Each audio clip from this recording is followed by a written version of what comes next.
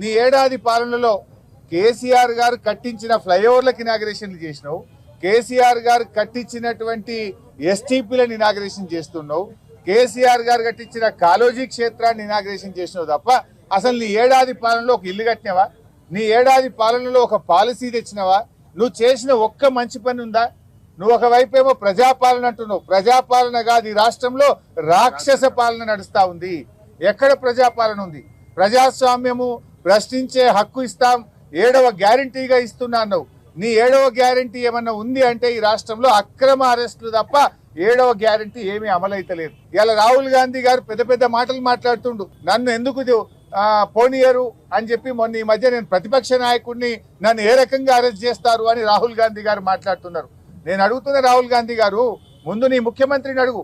ఈ రాష్ట్రంలో ప్రతిపక్ష నాయకుడిగా ఉన్న మధుసూదనాచారి గారు లగచర్లకు వెళ్లారు.